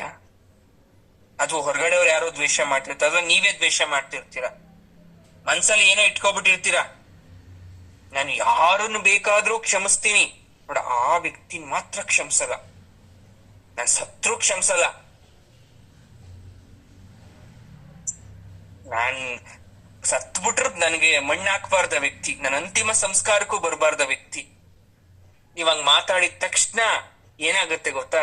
ತುಂಬಾ ಸಿಂಪಲ್ ಆಗಿ ನಿಮ್ಮ ಅನಾಹತ ಚಕ್ರ ಬ್ಲಾಕ್ ಆಗೋಗುತ್ತೆ, ನಿಮ್ಮ ವಿಶುದ್ಧಿ ಚಕ್ರ ಬ್ಲಾಕ್ ಆಗುತ್ತೆ, ಸ್ವಾಧಿಷ್ಠಾನ ಬ್ಲಾಕ್ ಆಗುತ್ತೆ. ಬ್ಲಾಕ್ ಅಂದ್ರೆ ಏನು ಗುರುಗಳೇ? ನಿಮ್ಮ ಹೃದಯ ನಿಮ್ ಮಾತ್ ಕೇಳಲ್ಲ, ಅಲ್ಲಿ ಬ್ಲಾಕೇಜ್ ಸ್ಟಾರ್ಟ್ ಆಗತ್ತೆ. ಯಾವಾಗ ಹೃದಯದಲ್ಲಿ ಯಾವ ವ್ಯಕ್ತಿನೂ ನಾನು ದ್ವೇಷ ಮಾಡ್ತಾ ಇಲ್ಲ, ಎಲ್ಲರನ್ನೂ ಕ್ಷಮಿಸಿದೀನಿ ಅಂತ ಅನ್ಕೊಂತಿರೋ, ಅವಾಗ ಮಾತ್ರ ಅದು ಓಪನ್ ಆಗಿರುತ್ತೆ ಚಕ್ರ. ಈ ಚಕ್ರ ಹೀಲರ್ಸ್ ಗೊತ್ತಿರುತ್ತೆ ಈ ಕಾನ್ಸೆಪ್ಟ್ ಎಲ್ಲ ನಾನು ಮಾತಾಡ್ತಾ ಇರೋದು. ಅಥವಾ ಯಾರಾದ್ರೂ ಈ ಚಕ್ರಗಳನ್ನ ಓಪನ್ ಮಾಡ್ಸ್ಕೊಳಕ್ ಹೋಗಿದ್ರೆ ಗೊತ್ತಿರತ್ತ ಅವ್ರಿಗೆ. ಚಕ್ರ ಓಪನ್ ಆಗಿಲ್ಲ ಅಂದ್ರೆ ಅವ್ರು ಹೇಳ್ಕೊಟ್ಟಿರ್ತಾರೆ ನಿಮಗೆ. ಅದಕ್ಕೆ ನಾನು ಹೇಳ್ತಾ ಇರ್ತೀನಿ, ಯಾರನ್ನೂ ದ್ವೇಷ ಮಾಡಕ್ ಹೋಗ್ಬೇಡಿ. ಅವ್ರ ವ್ಯಕ್ತಿನ ಜೊತೆ ನಿಮ್ಗೆ ಮಾತಾಡಕ್ ಇಷ್ಟ ಇಲ್ಲ ಅಂದ್ರೆ ದೂರ ಇರ್ಬೇಕು. ಅವ್ರ ಪಾಡ್ಗ ಅವ್ರು ಇರ್ಲಿ, ನನ್ ಪಾಡ್ಗ್ ನಾನು ಇರ್ತೀನಿ ಅಂತ. ಆದ್ರೆ ದೂರದಿಂದ ನಾವ್ ಅವ್ರ ಮೇಲೆ ಯಾವತ್ತು ದ್ವೇಷ ಸಾಧಿಸದ್ ಬೇಡ. ಯಾಕೆ ಅಂದ್ರೆ ಅವ್ರಿಗೂ ಒಂದ್ ಬದುಕಿದೆ, ಅವ್ರಿಗೂ ಒಂದ್ ಜೀವನ ಇದೆ. ನಮ್ಮ ದಾರಿಲಿ ಬಿದ್ದಂತ ಕಲ್ಲು ಮುಂದಕ್ಕೆ ಹೋಗ್ತಾ ಹೋಗ್ತಾ ಹೋಗ್ತಾ ಅವ್ರ ದಾರಿಗೂ ಹೋಗುತ್ತೆ. ಆಗ ವ್ಯಕ್ತಿ ಎಡವಿ ಬಿಡ್ಬೇಕು. ಆದ್ರೆ ಈಗ್ಲೇ ಎಡವು ಬಿದ್ಬಿಡ್ಲಿ, ನಾಳೆ ಎಡವು ಬಿದ್ಲಿ, ನಾನ್ ಕಣ್ಮುಂದನೆ ಬಿದ್ದೋಗ್ಬಿಡ್ಲಿ ಅಂತ ಎಕ್ಸ್ಪೆಕ್ಟ್ ಮಾಡೋದು ತಪ್ಪು. ಯಾವತ್ತು ನೀವು ನಿರಾಕಾರವಾಗಿ ದ್ವೇಷ ಮಾಡೋದನ್ನ ಕಡಿಮೆ ಮಾಡಿ ಎಲ್ಲರನ್ನು ಸಮದೃಷ್ಟಿಯಿಂದ ನೋಡ್ತಾ ಬರ್ತೀರಾ, ಅವಾಗ ಆತ್ಮ ಚೆನ್ನಾಗಿರುತ್ತೆ, ಪರಮಾತ್ಮ ಚೆನ್ನಾಗಿರ್ತಾನೆ, ಆತ್ಮದಲ್ಲಿರೋ ಪರಮಾತ್ಮ. ಅವಾಗ ನಮ್ ಜೀವಾತ್ಮ ಚೆನ್ನಾಗಿರುತ್ತೆ. ಈ ಶ್ಲೋಕ 45 ದಿನಗಳ ಕಾಲ ಪ್ರತಿದಿನ 1000 ಸಲ ಜಪ ಮಾಡಿದ್ರೆ ಸಕಲ ಜನ ವಶ್ಯ, ಹಾಗೂ ರಾಜವಶ್ಯ ಅಂದ್ರೆ ಉನ್ನತಾಧಿಕಾರಿಗಳು ಅಥವಾ ದೊಡ್ಡ ದೊಡ್ಡ ವ್ಯಕ್ತಿಗಳು ನಮ್ಮನ್ನ ಪ್ರಶಂಸ್ತಾರೆ ಅಥವಾ ನಮ್ಮನ್ನ ಗೌರವಿಸ್ತಾರೆ, ನಮ್ಮನ್ನ ಪ್ರೀತಿಸ್ತಾರೆ ಅಂತಕ್ಕಂಥದ್ದಾಗತ್ತೆ. ಈಗ ಇದ್ರಲ್ಲಿ ಒಂದು ನಮ್ಗೆ ಹಿಂಟ್ ಕೊಟ್ಟಿದ್ರು. ಏನ್ ಹಿಂಟು ನೋಡಿ, ಶ್ರೀವಿದ್ಯೆ ಉಪಾಸನೆಯಲ್ಲಿ ಪಂಚದಶಾಕ್ಷರಿ ಮಂತ್ರ ಬೇಕಾದ್ರೆ ಜಪ ಮಾಡ್ಕೊಳ್ಳಿ ಅಂತ ಹೇಳಿದೆ. ನೆಕ್ಸ್ಟ್ ಶ್ಲೋಕ ಕನೆಕ್ಟಿವಿಟಿ ಮಾಡಿ ಹೇಳ್ತಾ ಹೋಗ್ತಾರೆ, ಪಂಚದಶಾಕ್ಷರಿ ಮಂತ್ರೋದ್ಧಾರವನ್ನ ಯಾವ ರೀತಿ ಪಂಚದಶಾಕ್ಷರಿ ಮಂತ್ರ ಉದ್ಧಾರ ಮಾಡುತ್ತೆ, ಯಾಕೆ ಅದಕ್ಕಷ್ಟು ಇಂಪಾರ್ಟೆಂಟ್. ತುಂಬಾ ಸಲ ಮಾತಾಡಿದೀನಿ, ಬಟ್ ಆದ್ರೂ ಮತ್ತೆ ಮತ್ತೆ ಮಾತಾಡ್ತಕ್ಕಂಥದ್ದು ವಿಚಾರ ಇಲ್ಲಿ ಬರ್ತಾ ಹೋಗುತ್ತೆ. It's not an easy factor. ಅದು ಒಂದು ದಿನದಲ್ಲಿ ಮಾತಾಡ್ತಕ್ಕಂಥದ್ದಲ್ಲ, ಒಂದು ಕ್ಷಣದಲ್ಲಿ ಮಾತಾಡ್ತಕ್ಕಂಥದ್ದಲ್ಲ, ಬಹಳ ಬಹಳ ಡೀಪ್ ಆಗಿರ್ತಕ್ಕಂಥ ಸಬ್ಜೆಕ್ಟ್. ಬಟ್ ಈ ಶ್ಲೋಕದಲ್ಲಿ ಏನ್ ಹೇಳಿದ್ದಾರೆ ಅದನ್ನ ಸವಿಸ್ತರವಾಗಿ ಹೇಳಕ್ ಪ್ರಯತ್ನ ಪಡ್ತೀನಿ, ಕೇಳಿಸ್ಕೊಳ್ಳಿ. ನೋಡಿ, ಶಿವಶಕ್ತಿ ಕಾಮ ಕ್ಷಿತಿರಥರ ವಿಶೀತ ಕಿರಣ ಸ್ಮರೋಹಂ ಸಶ್ಯಕ್ರಸ್ತದನುಚ ಪರಮಾರಹರಣಯ. ಗೊತ್ತಾಯ್ತಾ ಯಾವ ಶ್ಲೋಕ ಅಂತ? ಈ ಶ್ಲೋಕ ಏನ್ ಹೇಳ್ತಾರೆ ಅಲ್ಲಿ ಅಂದ್ರೆ 32ನೇ ಶ್ಲೋಕದಲ್ಲಿ ವಿವರಣೆ ಕೊಡ್ತಾರೆ. 15 ಅಕ್ಷರ. ಪಂಚದಶಾಕ್ಷರಿ ಅಂದ್ರೆ 15 ಅಕ್ಷರ ಅಂತ ಅರ್ಥ. ಜಸ್ಟ್ 15 ಅಕ್ಷರ. ಲಲಿತಾ ಸಹಸ್ರನಾಮದಲ್ಲಿ ಹೇಳ್ಬೇಕಾದ್ರೆ ನಾನು ಹೇಳಿದ್ದೀನಿ, ಇರ್ಲಿ. ಬಟ್ ಆದ್ರೂ ಕೂಡ ಹೇಳೋಣ ಏನು ಅಂತ. ಅಮ್ಮ ತಾಯಿ, ಈ ಶ್ರೀಚಕ್ರ ಅಂತಕ್ಕಂಥದ್ದು ದೇವಿಯ ಅರಮನೆ, ಅಂದ್ರೆ ನಿನ್ನ ಅರಮನೆ. ಪ್ರತಿಯೊಬ್ಬರಿಗೂ ಅವ್ರವ್ರದೇ ಆದಂತ ಮನೆಗಳಿರುತ್ತೆ. ಅದೇ ತರ ನಿನಗೆ ಯಾವ್ದು ಮನೆ, ಯಾವ್ದು ಅರಮನೆ ಅಂದ್ರೆ ಶ್ರೀಚಕ್ರ. ಶ್ರೀಚಕ್ರ ಪುರವಾಸಿನಿ ಅಂತ ಹಾಗಾಗಿ ನಿನ್ನನ್ನು ಕರಿತೀವಿ. ಆ ಶ್ರೀಚಕ್ರ ಅಂದ್ರೆ ನಿನ್ನ ಮನೆ ಒಳಗಡೆ ಪ್ರಕೋಷ್ಠಕಗಳು, ಅಂದ್ರೆ ಎಷ್ಟು ರೂಮ್ ಇದೆ, ಎಷ್ಟು ಬಾಗ್ಲಿದಾವೆ, ಎಷ್ಟು ಮನೆ ಇದೆ, ಅಲ್ಲಿ ಯಾರ್ಯಾರು ಇದಾರೆ, ಅವರೆಲ್ಲ ಏನೇನ್ ಕೆಲಸ ಮಾಡ್ತಿದ್ದಾರೆ ಅಂತ ತಿಳಿಸ್ಬಿಟ್ಟಿದ್ದಾರೆ. ಇಷ್ಟೇ. ಶ್ರೀಚಕ್ರ ಅಂದ್ರೆ ಅಮ್ಮನವ್ರ ಮನೆ. ಅಮ್ಮನವ್ರ ಮನೇಲಿ ಎಷ್ಟು ಬಾಗ್ಲಿದೆ, ಎಷ್ಟು ರೂಮ್ಸ್ ಇದೆ, ಎಷ್ಟು ಕೋಣೆಗಳಿದೆ, ಅಲ್ಲಿ ಯಾರ್ಯಾರೆಲ್ಲ ಇದ್ದಾರೆ, ಎಲ್ಲಿ ಯಾರಿದ್ದಾರೆ, ಅಂದ್ರೆ ಮೇಲ್ಗಡೆ ಯಾರವ್ರೆ, ಕೆಳಗಡೆ ರೂಮಲ್ಲಿ ಯಾರಿದ್ದಾರೆ, ಹಿಂದೆ ರೂಮಲ್ಲಿ, ಪಕ್ಕದ ರೂಮಲ್ಲಿ ಯಾರಿದ್ದಾರೆ, ಇವರೆಲ್ಲ ಬಿಟ್ಟು ನೀನೆಲ್ಲಿದ್ಯಾ, ನೀನೇನ್ ಮಾಡ್ತಾ ಇದ್ಯಾ, ಈ ಕೆಳಗಡೆ ಇರೋರ್ ಕೆಲ್ಸ ಏನು, ಮೇಲ್ಗಡೆ ಇರೋರ್ ಕೆಲ್ಸ ಏನು, ಅವರೆಲ್ಲ ಯಾಕೆ ನಿನ್ ಮನೇಲಿ ಇದ್ದಾರೆ. ಈ ಸಂಪೂರ್ಣವಾದ ದೇವಿಯ ಅರಮನೆಯ ಡೀಟೇಲ್ಸೇ ಶ್ರೀಚಕ್ರ ವಿವರಣೆ ಅಂತ ಅನ್ಕೋಬಿಡಿ. ತುಂಬಾ ಈಸಿಯಾಗಿ ಅರ್ಥ ಆಗುತ್ತೆ ನಿಮ್ಗೆ. ಮುಖ್ಯವಾಗಿ ಶ್ರೀಚಕ್ರದಿಂದ ಶುರು ಮಾಡ್ತಾರೆ. 44 ತ್ರಿಕೋಣಗಳು ಅಂತ ಶುರು ಮಾಡ್ತಾರೆ. ಅದು ಹಂಗಿರ್ಲಿ, ಮೊದಲು ಪಂಚದಶಾಕ್ಷರಿ ಮಂತ್ರ ಇಂಪಾರ್ಟೆಂಟ್. ಇವಾಗ ಅದ್ರ ಬಗ್ಗೆ ಮಾತಾಡೋಣ. ಕ ಎ ಇ ಲ ಹ್ರೀಂ ಮೊದಲನೇ ಸಾಲಲ್ಲಿ ಕಾತಲ್ ಕಟ್ಟು ಕಾಸೆ ಕನಸು, ನೀವೆಲ್ಲ ಕಾಣ್ತಾ ಇದ್ದೀರಲ್ಲ ಆ ಕ. ಏಣಿ ಆ ಎ, ಈ ಈಶ್ವರ ಆ ಇ, ಲಾಸೆ ಲಕ್ಷ್ಮಿ ಬರುತ್ತಲ್ಲ ಆ ಲ, ಇನ್ನೊಂದು ಹರೀಂಕಾರ. ಒಟ್ಟು 5 ಅಕ್ಷರ. ಕ ಎ ಇ ಲ ಹರಿ, ಇದು ಮೊದಲನೇ ಅಕ್ಷರ. ಪಂಚದಶಾಕ್ಷರಿ ಹೇಳ್ತಾ ಇದ್ದೀನಿ, ಇದು ಮಂತ್ರ. ಆ ಪಂಚದಶಾಕ್ಷರಿ ಬರ್ತಕ್ಕಂಥ ಮೊದಲನೇ ಸಾಲಲ್ಲಿ ಇರ್ತಕ್ಕಂಥ ಇದು ಅಕ್ಷರಗಳು. ಎರಡನೇ ಸಾಲಲ್ಲಿ ಹಕಾರ, ಹಾಸೆ ಹಸು ಬರುತ್ತಲ್ಲ ಆ ಹಕಾರ, ಎಚ್ ಸೌಂಡ್ ಇರೋದು. ಸ ಕ ಲ ಹರಿ, ಇದು 5 ಅಕ್ಷರ ಆಯ್ತು. ಈ ಮೂರನೇ ಸಾಲಲ್ಲಿ ಸ ಕ ಲ ಹರೀಂ ಆಯ್ತು. 5 5 ಮತ್ತೆ 6, ಸಾರಿ, ಹಸಕ ಹಲರೀಂ ಅಲ್ವಾ, ಅದು 6 ಅಕ್ಷರ. ಲಾಸ್ಟ್ನೇದು 4 ಅಕ್ಷರ. ಒಟ್ಟು 15 ಅಕ್ಷರ ಆಯ್ತು. ಈ 15 ಅಕ್ಷರ ಸ್ವರೂಪಳಾದ ದೇವಿಯನ್ನ ನಾವು ಪಂಚದಶಾಕ್ಷರಿ ಮಂತ್ರ ಸ್ವರೂಪಿಣಿ ಅಂತ ಕರಿತೀವಿ. ಪಂಚದಶಾಕ್ಷರಿ ಮಂತ್ರ ಸ್ವರೂಪಿಣಿ. ಇದರ ಕೊನೆ ಶ್ರೀವಿದ್ಯಾ ಬೀಜವನ್ನ ಸೇರಿಸಿದ್ರೆ ಷೋಡಶಾಕ್ಷರಿ. ಆಸ್ ಇಟ್ ಈಸ್ 15 ಲೆಟರ್ಸ್ ಅಷ್ಟೇ. ಲಾಸ್ಟ್ ಅಲ್ಲಿ ಒಂದು ಶ್ರೀ ಸೇರಿಸ್ಬಿಟ್ರೆ ಅದು ಷೋಡಶಾಕ್ಷರಿ ಮಂತ್ರ ಸ್ವರೂಪ. ಈ 16 ಸೇರಿದ್ಮೇಲೆ ನಾವು ತ್ರಿಪುರ ಸುಂದರಿ ದೇವಿ ಅಂತ ಕರಿತೀರಿ ಅಮ್ಮನವ್ರನ್ನ. ಅದಕ್ಕಿಂತ ಮುಂಚೆ Lalita Parameshwari. If you had one more Shri ಅಕ್ಷರ ಏನಾದ್ರು ಸೇರಿಸ್ಬಿಟ್ರೆ ಅಮ್ಮನವ್ರನ್ನ ನಾವೇನೆಂತ ಕರಿತೀವಿ? ತ್ರಿಪುರ ಸುಂದರಿ ದೇವಿ ಅಂತ ಕರಿತೀವಿ. ನೋಡಿ ಎಲ್ಲಿಂದ ಬಿಗಿನಿಂಗ್ ಆಗೋದು? What is the first letter of ಪಂಚದಶಾಕ್ಷರಿ ಮಂತ್ರ? ಕ. ಕ ಅಕ್ಷರದಿಂದ ಪ್ರಾರಂಭ ಆಗುತ್ತೆ. ಹಾಗಾಗಿ ಈ ವಿದ್ಯೆಯನ್ನ ಅಥವಾ ಈ ಸಬ್ಜೆಕ್ಟ್ ಅನ್ನ ನಾವು ಕಾದಿ ವಿದ್ಯೆ ಅಂತ ಕೂಡ ಕರಿತೀವಿ. ಕಾದಿ ವಿದ್ಯೆ. ಇನ್ನೂ ಕೆಲವರು ಇದನ್ನ ಹಾದಿ ವಿದ್ಯೆ ಅಂತ ಕೂಡ ಕರೀತಾರೆ. ಯಾಕೆ ಹಾದಿ ವಿದ್ಯೆ ಅಂತ ಕರಿಬೇಕು? ಎಕ್ಸ್ಪ್ಲನೇಷನ್ ಕೇಳ್ಬೇಕಲ್ಲ. What is the reason? ಯಾಕೆ ನೀವು ಕರೀತಾ ಇದ್ದೀರಾ? ಕಾದಿ ವಿದ್ಯೆ ಫಸ್ಟ್ ಕಾ ಶುರುವಾಗಿದೆ, ಕಾದಿ ವಿದ್ಯೆ. ಹಾದಿ ವಿದ್ಯೆ ಅಂತ ಕರೆಯಕ್ಕೆ ಏನ್ ಪ್ರೂಫ್ ಇದೆ ನಿಮ್ಮ ಹತ್ರ ಅಂತ ಕೇಳಿದ್ರೆ ಪ್ರೂಫ್ ಏನ್ ಕೊಡ್ತಾರೆ ಅವರು ಅಂದ್ರೆ, ಹಾ ಮೀನ್ಸ್ ಶಿವ, ಸಾ ಮೀನ್ಸ್ ಶಕ್ತಿ, ಕಾ ಮೀನ್ಸ್ ಕಾಮ, ಲಾ ಮೀನ್ಸ್ ಕ್ಷಿತಿ.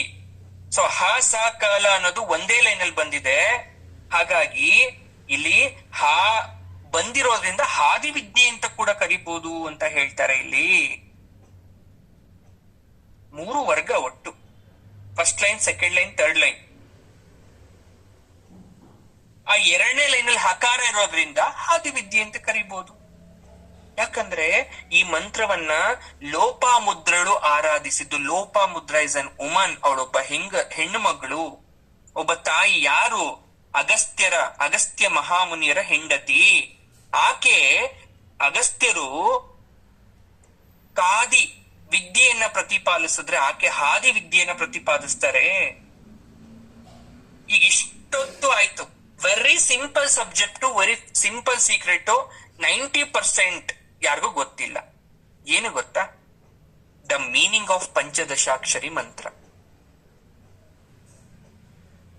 ಪಂಚದಶಾಕ್ಷರಿ ಮಂತ್ರದ ಅರ್ಥ ಏನು ಹಾಗಾದ್ರೆ? ಏನು ನೋಡಿ ಹೇಳ್ತೀನಿ, ಸರಿಯಾಗಿ ಕೇಳಿಸ್ಕೋಬೇಕು. ಕಾ ಏ ಈಲ ಹ್ರೀಂ ಅಂದ್ರಿ, ಅಸಕಲ ಹ್ರೀಂ ಅಂದ್ವಿ, ಸಕಲ ಹ್ರೀಂ ಅಂದ್ರಿ, ಬಟ್ ಅದ ಅರ್ಥ ಆಗ್ತಾ ಇಲ್ಲ. ಸುಮ್ನೆ ಏನೋ ಒಂದು ಪದ ಹೇಳಿದ್ರಿ ಸರ್, ಕೇಳಿಸ್ಕೊಂಡ್ವಿ. Some time we will chant, ನಾವ್ ಅದನ್ನ ರಿಸೈಡ್ ಕೂಡ ಮಾಡ್ಕೊಂತೀವಿ. ಬಟ್ ಆದ್ರೆ ಇಲ್ಲಿ ತನಕ ಮೀನಿಂಗ್ ಸರಿಯಾಗಿ ಅರ್ಥ ಆಗ್ಲಿಲ್ಲ ಅಂದ್ರೆ ಮೀನಿಂಗ್ ಹೇಳ್ತೀನಿ, ಕೇಳಿಸ್ಕೊಳ್ಳಿ. ನಾನು LSN ಹೇಳ್ಬೇಕಾದ್ರೂ ಕೂಡ, LSN ಮೀನಿಂಗ್ ಕ್ಲಾಸ್ ಮಾಡ್ಬೇಕಾದ್ರೂ ಕೂಡ ಹೇಳಿರ್ಲಿಲ್ಲ. ಬಟ್ ಇವಾಗ ಹೇಳ್ತಾ ಇದ್ದೀನಿ, ಟೈಮ್ ಬಂದಿದೆ.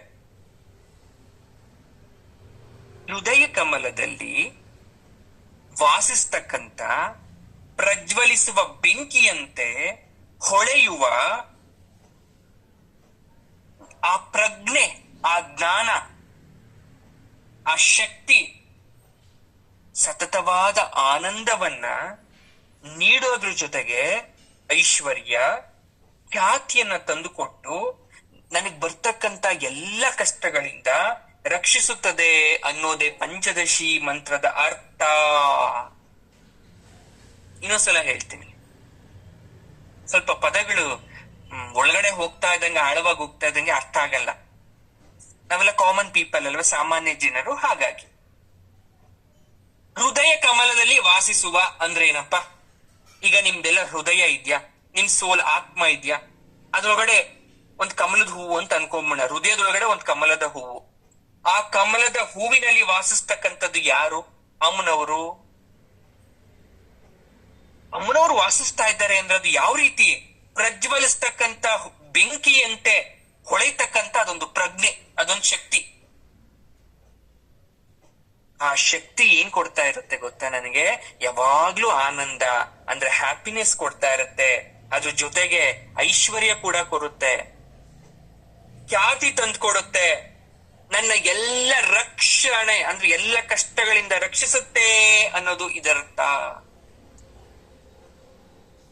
ಎಷ್ಟ್ ಚೆನ್ನಾಗಿದೆ. ನಾನ್ ಯಾವಾಗ ನನ್ ಮನ್ಸಲ್ಲಿ ಕಮಲದ ಹೂವು ಅರಳಿಸ್ತೀನಿ, ಅದ್ರೊಳಗಡೆ ಅಮ್ಮನವ್ರನ್ನ ಪ್ರತಿಷ್ಠಾಪನೆ ಮಾಡ್ತೀನಿ, ಅವಾಗ ಅಮ್ಮನವರು ಬೆಂಕಿ ತರ ಪ್ರಜ್ವಲಿಸ್ತಾರೆ.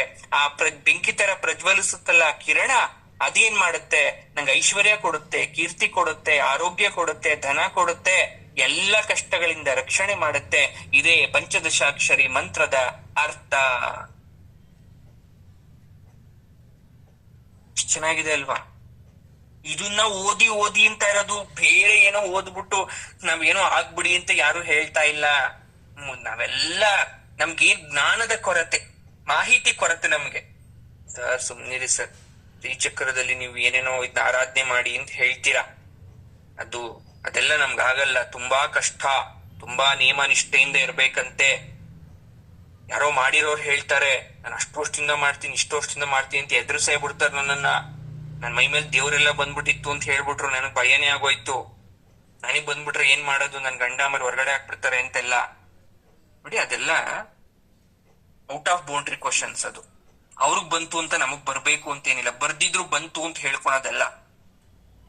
ಅಮ್ಮನವ್ರು ಯಾರ ಮೈ ಮೇಲೂ ಬರಲ್ಲ, ಅವ್ರ ಒಳಗಡೆ, ದೇಹದ ಒಳಗಡೆ ಇರ್ತಾರೆ, ಅವ್ರನ್ನ ನಾವು ನೋಡ್ಬೇಕು. ಸರ್ ಇವಾಗ ನೀವು ಪಂಚದಶಾಕ್ಷರಿ ಮಂತ್ರ ಹೇಳ್ಬಿಟ್ರಿ, ಈ ಷೋಡಶಾಕ್ಷರಿ ಮಂತ್ರ ಏನು? ಇವಾಗ ಒಂದ್ ಎಕ್ಸ್ಟ್ರಾ ಪದ ಆಡ್ ಮಾಡಿದ ತಕ್ಷಣ ಮೀನಿಂಗ್ ಏನ್ ಚೇಂಜ್ ಆಗಲ್ವಾ? ಅಥವಾ ಅದಕ್ಕೇನಾದ್ರೂ ಮೀನಿಂಗ್ ಚೇಂಜ್ ಆಗತ್ತಾ ಅಂತ ಕೇಳಿದ್ರೆ, ಎಸ್, ಷೋಡಶಾಕ್ಷರಿಗೂ ಕೂಡ ಮಂತ್ರದ ಅರ್ಥ ಇದೆ. ಇದಕ್ಕೆ ರಾಜರಾಜೇಶ್ವರಿ ವಿದ್ಯೆ ಅಂತ ಹೆಸರು. ತುಂಬಾ ಜನ ಫಾಲೋ ಮಾಡ್ತಾರೆ. ಹೆಣ್ಮಕ್ಳು ನೀವೆಲ್ಲ ಇದ್ದೀರಲ್ಲ, ನೀವೆಲ್ಲ ಫಾಲೋ ಮಾಡೋದೇ ಇದನ್ನ. ಯಾಕೆ ಅಂದ್ರೆ ಲೋಪಾಮುದ್ರಾದೇವಿ ಸ್ಟಾರ್ಟ್ ಮಾಡಿದಲ್ವ, ಆಕೆ ಕೂಡ ಹೆಣ್ಣು, ಹಾಗಾಗಿ ನಾವು ಕೂಡ ಶುರು ಮಾಡಿದ್ರೆ ತಪ್ಪಿಲ್ಲ ಅನ್ನೋದು ಕೆಲವರು ಹೇಳ್ತಾರೆ. ಅದಕ್ಕೆ ರಾಜರಾಜೇಶ್ವರಿ ವಿದ್ಯೆಯನ್ನ ಫಾಲೋ ಮಾಡ್ತೀವಿ. ರೆಡಿ ಇದ್ದೀರಾ ಎಲ್ಲ? ನಾನೇನೋ ಒಂದು ಹೇಳ್ತೀನಿ. ಏನು ನೋಡಿ, ನಿಮ್ ಮುಂದೆ ಒಂದು ಕಂಚಿನ ಪಾತ್ರೆ ಇದೆ ಅಂತ ಅನ್ಕೋಬೇಕು. ಕಣ್ಣೇನ್ ಮುಚ್ಕೊಳೋದೇನ್ ಬೇಡ, ಹಾಗೆ ಅನ್ಕೊಂಡ್ರು ಪರವಾಗಿಲ್ಲ. ಕಂಚು ಸರ್, ಏನ್ ಸರ್ ಕಂಚು ಅಂದ್ರೆ? ಬ್ರಾನ್ಸ್. ಇಂಗ್ಲಿಷ್ ಅಲ್ಲಿ ಬ್ರಾನ್ಸ್ ಅಂತ ಕರಿತೀವಿ, ಕನ್ನಡದಲ್ಲಿ ಕಂಚು ಅಂತ ಕರಿತೀವಿ. ಕಂಚು, ಆಗೆಲ್ಲ ಕಂಚಿನ ತಟ್ಟೆ, ಕಂಚಿನ ಪಾತ್ರೆಗಳು ಬರ್ತಿತ್ತು. ಕಂಚು ನೋಡಿರ್ತಕ್ಕಂತ ಹಳೆ ಜನರು ಇದ್ದೀರಾ, ಹೊಸ ಜನರು ಏನಾದ್ರು ಇದ್ರೆ ಜಸ್ಟ್ ಇಮ್ಯಾಜಿನ್ ಸ್ವಲ್ಪ type of mixture of copper and alloy ಅಂತ ಅನ್ಕೊಳ್ಳಿ. ಬ್ರಾನ್ಸ್ ಅಂದ್ರೆ ಕಂಚು. ಆ ಕಂಚಿನ ಪಾತ್ರೆಯಲ್ಲಿ ನೀರ್ ತುಂಬಿದೆ. ನಿಮ್ ಮುಂದೆ ಒಂದು ಕಂಚಿನ ಪಾತ್ರೆ ಇದೆ, ಆ ಕಂಚಿನ ಪಾತ್ರೆ ಒಳಗಡೆ ನೀರ್ ತುಂಬಿದೆ. ಅದಕ್ಕೆ ಅಂಟ್ಕೊಂಡಿರೋ ತರ ಒಂದು ಸ್ಫಟಿಕ ಇದೆ. ಸ್ಫಟಿಕ ಅಂದ್ರೆ ಗೊತ್ತದವ, ಪಳ ಪಳ ಪಳ ಅಂತ ಹೊಳಿತಾ ಇರೋದು ಯಾವ್ದೋ ಒಂದು ಮುತ್ತು ಅಂತ ಅನ್ಕೊಳ್ಳಿ. ಆ ಸ್ಫಟಿಕಕ್ಕೆ 3 ಗುಣ ಇದೆ. ಆ 3 ಗುಣ ಏನಾದ್ರೂ ಧರಿಸ್ಬಿಟ್ರೆ 36 ಗುಣಗಳನ್ನ ಸೃಷ್ಟಿ ಮಾಡುತ್ತೆ. ಮತ್ತೆ ಆ ಕಂಚು ನಮ್ಮ ಹೃದಯ, ಕಂಚಿನ ಪಾತ್ರೆ ಒಳಗಡೆ ಇರ್ತಕ್ಕಂಥ ನೀರು ನಮ್ಮ ಶುದ್ಧತೆ, ಆ ನೀರಲ್ಲಿ ಇರ್ತಕ್ಕಂಥ ಮುತ್ತು ದೇವರು. ಅದಕ್ಕೆ 3 ಗುಣ. ಅದನ್ನ ನಾವೇನಾದ್ರೂ ದೇವ್ರನ್ನ ನಮ್ ಒಳಗಡೆ ಬೆರೆಸಿಸ್ಕೊಂಡ್ಬಿಟ್ರೆ 36 ಗುಣ ಕೊಡುತ್ತೆ ಅಂತ ಅರ್ಥ. ಈಗ ಅರ್ಥ ಆಯ್ತಾ ನಾನು ಹೇಳಿದ್ದು? ಇದು ರಾಜರಾಜೇಶ್ವರಿ ವಿದ್ಯೆದು ಒಂದು ತಂತ್ರ. ನಾನು ಹೇಳಿದ್ದು ಇಷ್ಟೊತ್ತು, ಒಂದ್ ಕಂಚಿನ ಪಾತ್ರೆ, ಒಂದ್ ನೀರು, ಅದೊಂದು ಮುತ್ತು, ಅದಕ್ 3 ಗುಣ. ಅದನ್ನ ನಾವೇನಾದ್ರೂ ಮುತ್ತೇನಾದ್ರೂ ಹಾರ ಮಾಡಾಕೊಂಡ್ಬಿಟ್ರೆ 36 ಗುಣ ಅಂತ. ಸರಿ, ಇವಾಗ ತಾಯಿಯಾದಂತಹ ಜಗನ್ಮಾತೆ ಶಬ್ದ ಮತ್ತು ಒತ್ತಡದ ಮೂಲಕ ನಮ್ಮ ದೇಹವನ್ನ ಸೇರಿ ಪಾರ್ವತಿ ಪರಮೇಶ್ವರ, ವಾಣಿ ಹಿರಣ್ಯ ಗರ್ಭನ, ಲಕ್ಷ್ಮೀ ನಾರಾಯಣ, ಅಗ್ನಿ ಸೋಮ, ಪಂಚಭೂತ ಎಲ್ಲ ಮೂಲಕ ಆ ಪಾತ್ರೆ ಪ್ರತಿಬಿಂಬದಿಂದ ಪಡಿತಾ ಇರ್ತಾಳೆ. ನಾನು ಹೇಳೋದು ಅರ್ಥ ಮಾಡ್ಕೊಳ್ಳಿ. ಪಾತ್ರೆ ಪ್ರತಿಬಿಂಬ. ಕಂಚಿನ ಪಾತ್ರೆ ಅನ್ನಲ್ಲ, ಕಂಚಿನ ಪಾತ್ರೆ ತಗೊಂಡೋಗಿ ಬಿಸಿಲಿಗಿಟ್ರೆ ಪಳ ಪಳ ಪಳ ಪಳ ಅಂತ ಹೊಳಿತಾ ಇರುತ್ತೆ.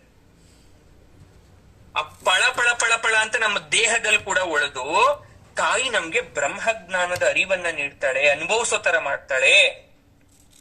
ಈ ಅನುಭವದ ಮೂಲಭೂತ ತತ್ವವನ್ನ ನಾವು ಷೋಡಶಾಕ್ಷರಿ ಮಂತ್ರದ ಹಿನ್ನೆಲೆ ಅಂತ ಕರಿತೀವಿ. ಷೋಡಶಾಕ್ಷರಿ ಮಂತ್ರದಲ್ಲಿ ಹ್ರೀಂಕಾರ ರುದ್ರ ಗ್ರಂಥಿ, ವಿಷ್ಣು ಗ್ರಂಥಿ, ಬ್ರಹ್ಮ ಗ್ರಂಥಿ ಸ್ಥಾನದಲ್ಲಿರುತ್ತೆ. ನಾನು ಆಲ್ರೆಡಿ ಹೇಳಿದ್ದೀನಿ ಒಂದ್ಸಲ, ಬಟ್ ಇನ್ನೊಂದ್ಸಲ ಹೇಳ್ತೀನಿ.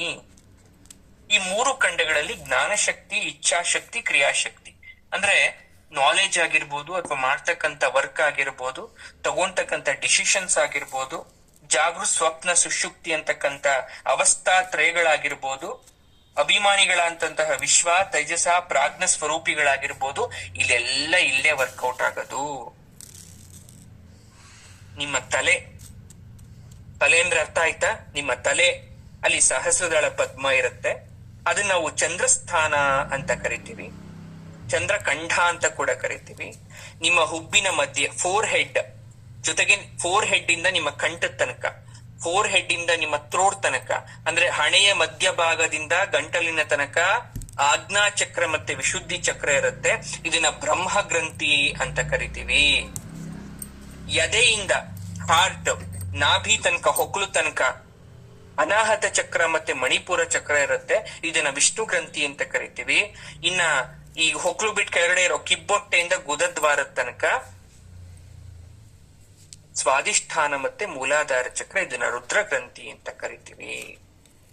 ಇದಕ್ಕೂ ಷೋಡಶಾಕ್ಷರಿ ಮಂತ್ರಕ್ಕೂ ಏನು ಇಂಟರ್ಲಿಂಕ್ ಅಂದ್ರೆ ಎರಡಕ್ಕೂ ಸಂಬಂಧದ ಬಗ್ಗೆ ಅಂದ್ರೆ ನೋಡಿ, ಷೋಡಶಾಕ್ಷರಿ ಮಂತ್ರವನ್ನ ಭುವನೇಶ್ವರಿ ಮಂತ್ರ ನೋಡಿ, ಏನೇನ್ ರಾಜರಾಜೇಶ್ವರಿ ಮಂತ್ರ ಅಂತೀವಿ, ಭುವನೇಶ್ವರಿ ಮಂತ್ರ ಅಂತೀವಿ, ತ್ರಿಪುರ ಸುಂದರಿ ಅಂತ ಕರಿತೀವಿ, ಇಲ್ಲ ಶ್ರೀವಿದ್ಯೆ ಅಂತ ಕೂಡ ಕರಿತೀವಿ. ಯಾಕಂದ್ರೆ 16 ಅಕ್ಷರಗಳು 16 ಚಂದ್ರಕಲಾ ಸ್ವರೂಪ ಅಂತ ಕರಿತೀವಿ. 16 ದೇವಿಯರನ್ನ, ಕಲೆಯನ್ನ ಇಲ್ಲಿ ಪ್ರತಿಪಾದಿಸ್ತಾ ಹೋಗ್ತಾರೆ. ಯಾವುದು 16 ಚಂದ್ರಕಲಾ ಸ್ವರೂಪ ಅಂದ್ರೆ ಅಮ್ಮನವರದು ಯಾವ ಸ್ವರೂಪ ಅಂದ್ರೆ ಮೊದಲನೇ ಸ್ವರೂಪನೇ ತ್ರಿಪುರ ಸುಂದರಿ. ತ್ರಿಪುರ ಸುಂದರಿ ಮಾಶ್ರಯೇ. ಮೊದಲನೇದು ಯಾವುದು? ಈ ಷೋಡಶಾಕ್ಷರಿ ಮಂತ್ರದಲ್ಲಿ ಮೊದಲನೇದು ತ್ರಿಪುರ ಸುಂದರಿ, ಎರಡನೇದು ಕಾಮೇಶ್ವರಿ, ಮೂರನೇದು ಭಗಮಾಲಿನಿ, ನಾಲ್ಕನೇದು ನಿತ್ಯಕ್ಲಿನ್ನ, ಐದನೇದು ಬೇರೊಂಡಾಖ್ಯ, ಆರನೇದು ವನ್ನಿವಾಸಿನಿ, 7 ಮಹಾವಿದ್ಯಾ, 8 ರೌದ್ರಿ, 9 ತ್ವರಿತ, 10 ಕುಲಸುಂದರಿ, 11 ನೀಲಪತಾಕ, 12 ವಿಜಯಾಖ್ಯ, 13 ಸರ್ವಮಂಗಳ, 14 ಜ್ವಾಲಾಖ್ಯ, 15 ಮಾಲಿನ್ಯಾಖ್ಯ, 16 ಚಿದ್ರೂಪಕಲಾ. ಅಂದ್ರೆ ಪಾಡ್ಯದಿಂದ ಶುರುವಾಗಿ 15 ದಿವಸ ಉಪಾಸ್ಯಗಳಾಗ್ತವೆ. ಇದನ್ನೇ ನಾವು ಚಿದ್ರೂಪ ಕಲೆ, ಪ್ರತಿದಿನದಲ್ಲೂ ಉಪಾಸನೆ ಮಾಡಬೇಕು. ಯಾಕೆ ಅಮ್ಮನವರನ್ನ ಪ್ರತಿದಿನ ಉಪಾಸನೆ ಮಾಡಬೇಕು ಅಂದ್ರೆ ಒಂದೊಂದು ರೀತಿ, ಯಾವ ರೀತಿ ಚಂದ್ರ ತನ್ನ ಕಲೆಯನ್ನ, ಚಂದ್ರಕಲಾ ಅಂತಾನೆ ಅದಕ್ಕೆ ಹೆಸರು. ಅಂದ್ರೆ ಹುಣ್ಣಿಮೆ ಆದ್ಮೇಲೆ ಸ್ವಲ್ಪ ಚಿಕ್ಕದಾದ, ಆಮೇಲೆ ಸ್ವಲ್ಪ ಚಿಕ್ಕದಾದ, ಆಗಿ ಆಗಿ ಆಗಿ ಅಮಾವಾಸ್ಯೆ ಬರೋಷ್ಟ್ರಲ್ಲಿ ವ್ಯಾನಿಶ್ ಆಗ್ತಾನಲ್ಲ, ಅಂದ್ರೆ ಮಾಯ ಆಗಿ ಅಮಾವಾಸ್ಯೆ ದಿನ ಚಂದ್ರ ಕಾಣಿಸಲ್ವಲ್ಲ. ಈ 15 ದಿವಸ ಏನಿರುತ್ತೆ, ಹುಣ್ಣಿಮೆ 15 ದಿನ ಅಮಾವಾಸ್ಯೆ ಅಂತ ಏನ್ ಇರುತ್ತೆ, ಆ ಎರಡು ನಾವು ಚಂದ್ರಕಲೆ ಅಂತ ಕರಿತೀವಿ. ಒಂದೊಂದಿನ ಒಂದೊಂದು ರೀತಿ ಅಮ್ಮನವರು ಗುಣ ಬದಲಾಗ್ತಾ ಹೋಗುತ್ತೆ. ಆಕೆಯ ರೂಪ ಆ ದಿನ ಉತ್ತುಂಗಕ್ಕೆ ಹೇರುತ್ತೆ. ಇವತ್ತು ಈಗ ಮಹಾವಿದ್ಯಾ ಅಂತ ಅನ್ಕೊಳ್ಳಿ, ಅಥವಾ ಚಿದ್ರೂಪ ಕಲಾ ಅಂತ ಅನ್ಕೊಳ್ಳಿ. ಅವತ್ತಿದ್ದ ದಿನ ಆಕೆಗೆ ಆ ದೇವಿಯ ಒಂದು ಶಕ್ತಿತ್ವ ಇರುತ್ತೆ. ಅವತ್ತು ಲೋಕವನ್ನ ಅಥವಾ ಆ ಮೂಮೆಂಟ್ ಅಲ್ಲಿ ಆಕೆ ಎಲ್ಲರನ್ನ ಪ್ರೊಟೆಕ್ಷನ್ ಮಾಡ್ತಾ ಇರ್ತಾರೆ ಅಂತ ಕೂಡ ಹೇಳ್ಬೋದು. ಶ್ರೀಚಕ್ರದ ವಿಶುದ್ಧಿ ಚಕ್ರದಲ್ಲಿ 16 ದಳ, 16 ಕಲೆಯನ್ನ ಆಹ್ವಾನ ಮಾಡಿಕೊಂಡು ಧ್ಯಾನ ಮಾಡ್ಬೇಕು, ಮೆಡಿಟೇಟ್ ಮಾಡ್ಬೇಕು. ಮೇನ್ ಆಗಿ ಶ್ರೀವಿದ್ಯೆ ಉಪಾಸನೆಯಲ್ಲಿ ಬರೋದೇನ್ ಗೊತ್ತಾ? ಮೆಡಿಟೇಷನ್, ಧ್ಯಾನ. ಇದಕ್ಕೆ ಯಾವುದೇ PhD ಮಾಡ್ಬೇಕಾಗಿಲ್ಲ, ನೀವು ಓದ್ಬಿಟ್ಟು ಡಿಗ್ರಿ ತಗೋಬೇಕಾಗಿಲ್ಲ, ನಿಮಗ್ ವಯಸ್ಸು ಅಷ್ಟೇ ಇರ್ಬೇಕು ಇಷ್ಟೇ ಇರ್ಬೇಕು ಅನ್ನೋದು ಏನಿಲ್ಲ. ಧ್ಯಾನ ಮಾಡ್ಬೇಕು ಬೇಸಿಕ್ ಆಗಿ. 16ನೇ ಬೀಜಾಕ್ಷರಿ ಹ್ರೀಂಕಾರ, ಇದು ಮಾತ್ರ ಗುರುಮುಖದಿಂದ ಆಗಬೇಕು. ಹ್ರೀಂಕಾರ ಮಂತ್ರವನ್ನ ನೀವು 15 ಅಕ್ಷರ ಬೇಕಾದ್ರೆ ಹಾಗೆ ಹೇಳಿದ್ರು ಪರವಾಗಿಲ್ಲ, ಬಟ್ ಈ ಹ್ರೀಂಕಾರ ಅಂತಕ್ಕಂಥ ಅಕ್ಷರವನ್ನ ಗುರು ಮೂಲಕ ನೀವೇನಾದ್ರೂ ದೀಕ್ಷೆ ತಗೊಂಡು ನೀವು ಧ್ಯಾನ ಮಾಡಿದ್ದೆ ಆದ್ರೆ ಖಂಡಿತ ನೀವು ಕೂಡ ಶ್ರೀವಿದ್ಯಾ ಉಪಾಸಕರಾಗ್ತೀರಾ, ಅಥವಾ ಅಮ್ಮನವರನ್ನ ಆರಾಧನೆ ಮಾಡ್ತೀರಾ.